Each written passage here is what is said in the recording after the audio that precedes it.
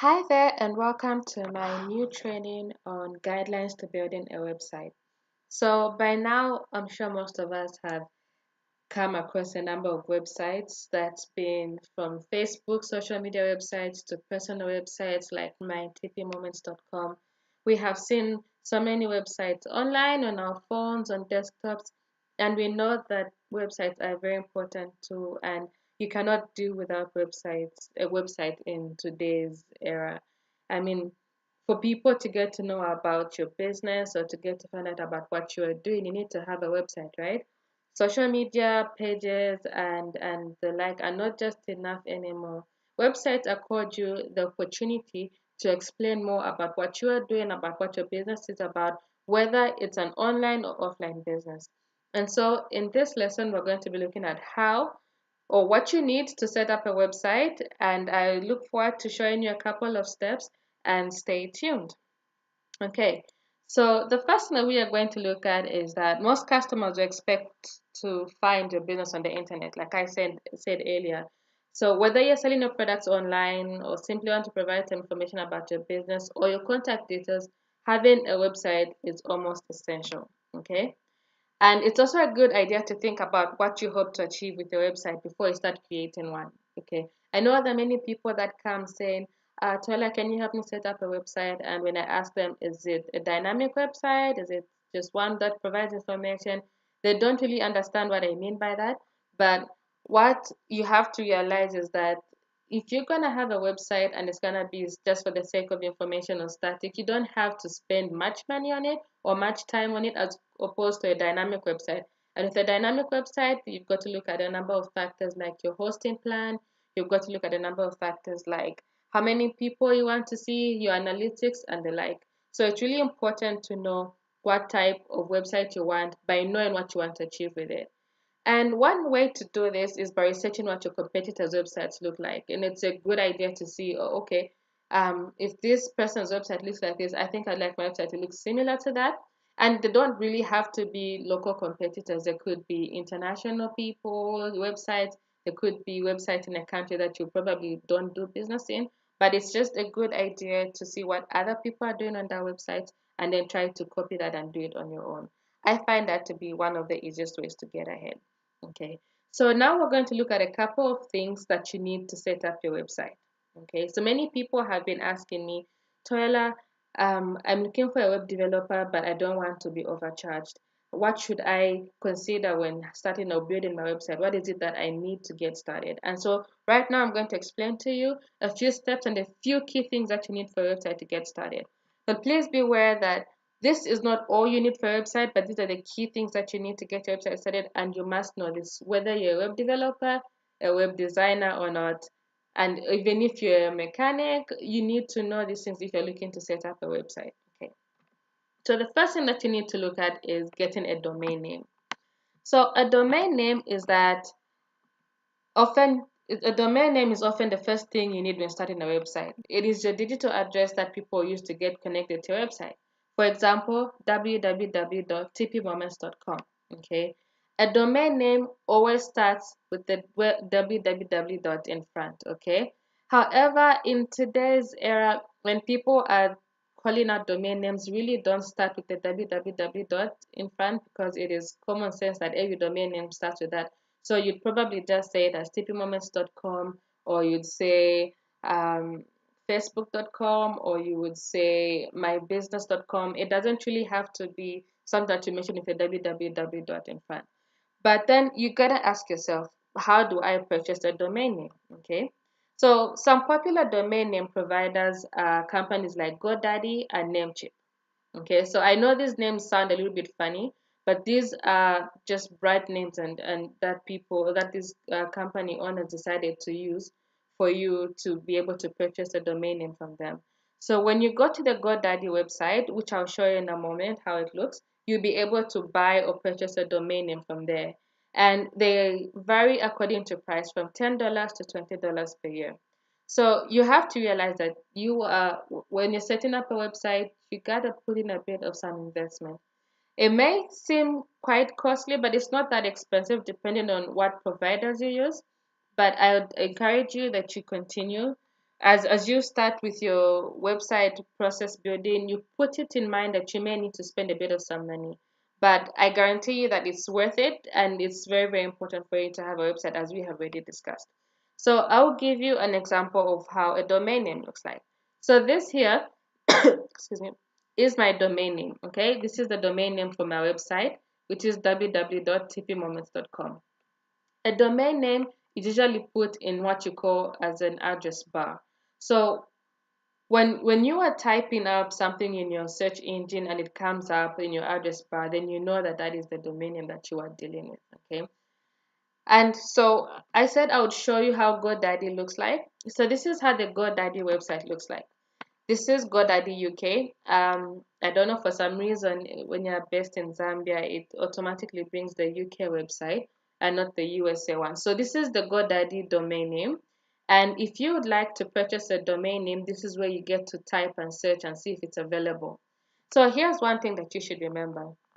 No domain name can ever be used twice. Okay. So if you look at my domain name, this says www.tpmoments.com. There's nobody else in the whole entire world who can ever purchase or own this domain name. It is exclusively mine. And so you before you purchase a domain name, you have to search and see if it's available. And this is where you do your search from, and it's absolutely free. They will show you to say, okay, this domain name is taken, this domain name is available. But the thing is, if you don't make your payments on time, because you have to pay for your domain name, remember I said that $10 to $20. If you don't make your payments on time, you do risk losing your domain name and somebody else may purchase it.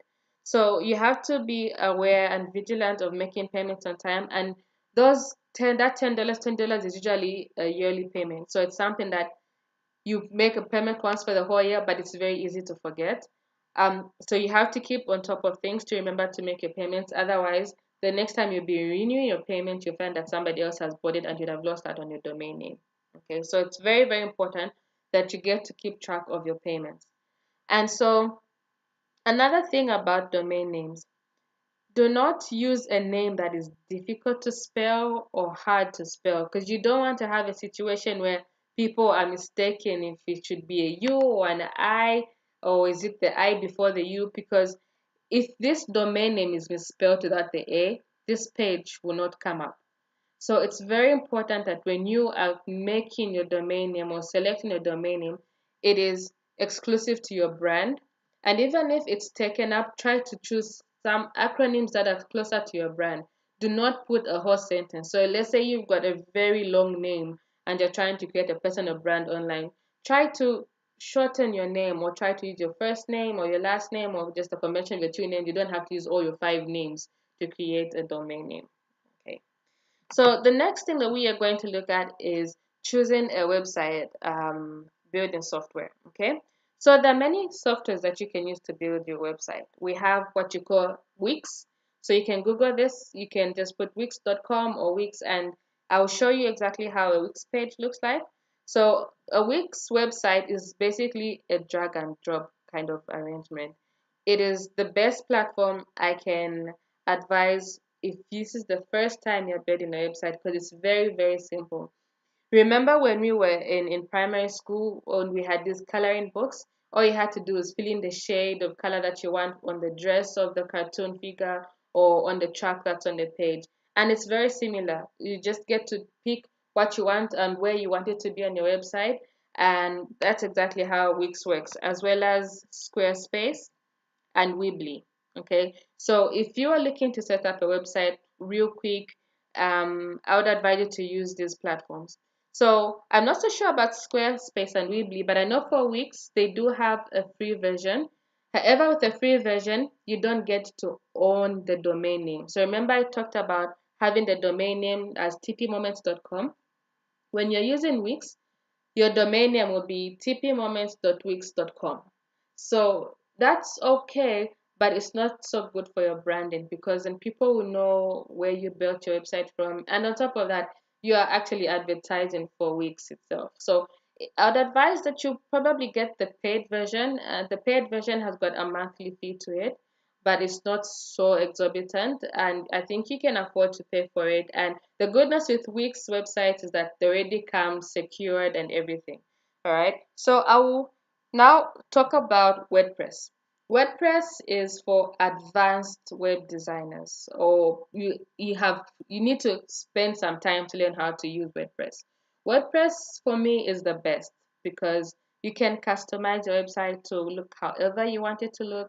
You can customize your website to have a feel. You can change it easily, and it's something that you can it takes time to learn, but it is really fun when you get to learn how to use it.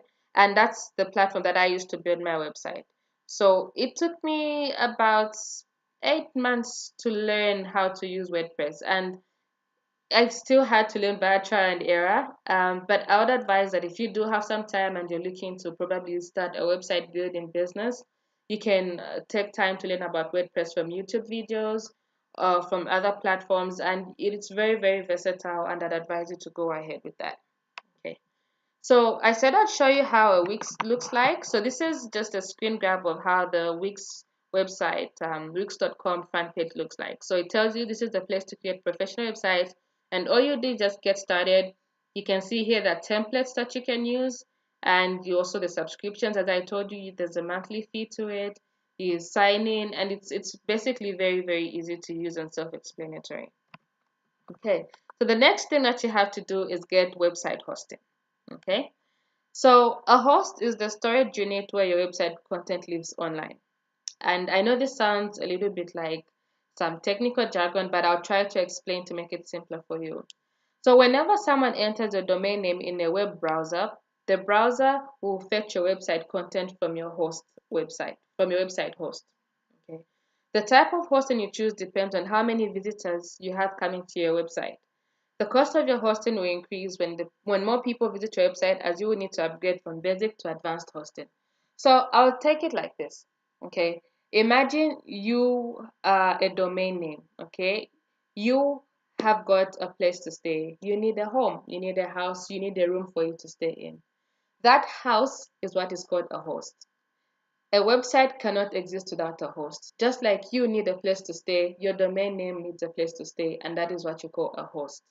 Now, there are different types of hosts. Just like you have rooms, you have two-bedroom apartments, you have one-bedroom apartments, you have houses, you have complexes, depending on the size of your family, depending probably if you're going to be staying with your friends. It's similar with websites.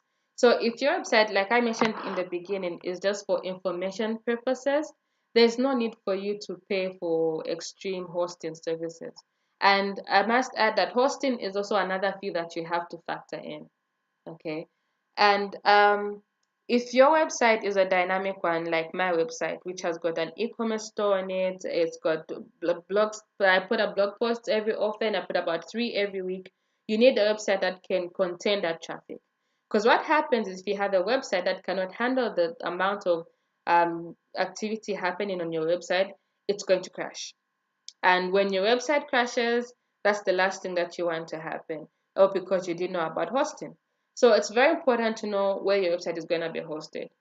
If you are using self-hosting websites like Wix.com or Weebly or Squarespace, like the ones I mentioned earlier, you don't have to worry about paying for hosting. As I mentioned, that's self-hosting, so those platforms do everything for you.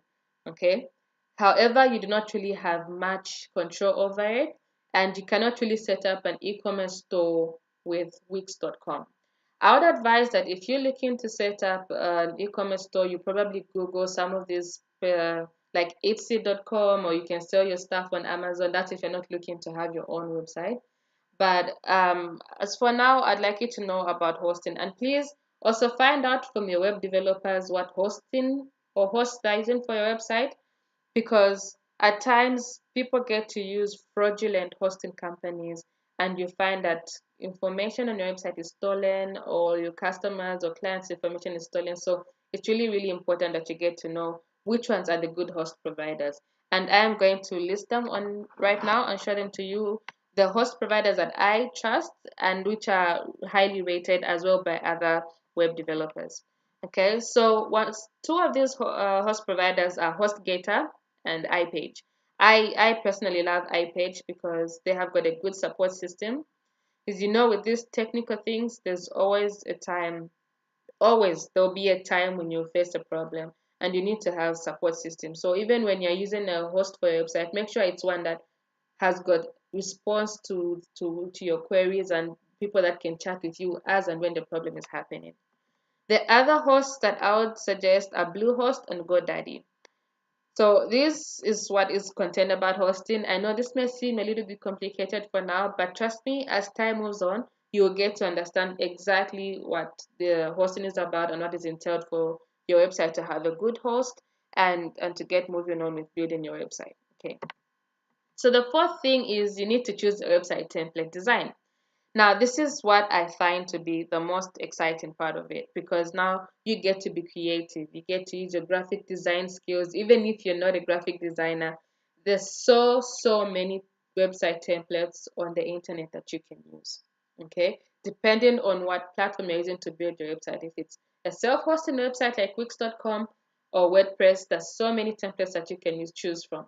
So if you look at this example here, all this is already set up for you in the template. All you have to do is fill in the information. As easy as that. You just put in the content. If you are you offer services for second-hand tires, you sell second-hand tires, you could probably put that there and say we offer car vehicle services as well. And it's up to you. You don't have to think everything from scratch. Okay. So a website template is a pre-made website design, and this allows you to have a professional looking website without the need of hiring a web designer. Okay, it gives you a quick, easy, and economical way to create your website design. As I mentioned, this is fun. You can play around with it. You can choose the colors that you want, your brand colors. It's all up to you. Okay, and so we're going to look at the last five things that you need to, sorry, the last three things that you're going to look to set up your website. Okay, so the first thing is that you have to definitely have a logo. I know there's so many free logo makers online, and I have been seeing a couple of businesses using logo makers, and so you find that you have the same logo with two other businesses. But I'd advise that you hire a graphics designer or use a paid logo generator or buy the logo so that that way it is yours forever and you do not have to worry. The reason for saying it is you need a logo that is in HD, because a logo that is in poor quality form is going to affect your website. I'm sure you have come across some websites that on the phone they look pretty funny. They look different from the way they do on a desktop, and the logo is stretched or it's cutting across the whole page. That's because they did not use a professional sized logo like an HD or something in high definition. So make sure that if you don't know how to go about that, you get a hire graphics designer. Again, you don't have to spend much on this. If you want, you can find someone online on a freelance website like Fiverr.com or freelancer.com. And soon we'll be launching Zlance as well, Zlance.com for Zambian freelancers, so you can get to hire a Zambian artist to do that for you. Number six is high quality images. Okay, don't ever use images you took from your phone. Get high quality images for your website, and the best place to get that is using stock images. So stock images are images that you purchase online. Okay, they range from about 50 cents to about $2, depending on the site that you get the image from. But I'd advise that you use stock images, or you can even use free stock images from websites like Pixabay. I think I had talked about this in my previous lesson on building a personal brand online. So you can go to websites like Pixabay and Splash or Pexels. You can find free high definition stock images there for your website. Then the last thing is image editors. Okay, so sometimes you want to add a button to your pictures, or you want your pictures to look a little bit different or of a certain make or to reflect your brand colors. You found a picture but you want it to reflect your brand colors. You can use image editors like Canva and PicMonkey to do that for you. And these Canva I know is free. PicMonkey may charge you for it, but either way, Canva also does have a paid version, but they're very easy to use. And trust me, you will have fun working on these image editors. So this brings us to the end of our lesson on the things you need to build a website. And I hope that now you can go out there and you know a couple of things that you need to look out for, what you may need to spend on when setting up a website. And even if it's not you that does it, at least you now know what to look out for when you hire a web designer. Okay. So I look forward to sending you our next lesson, and enjoy the rest of your day.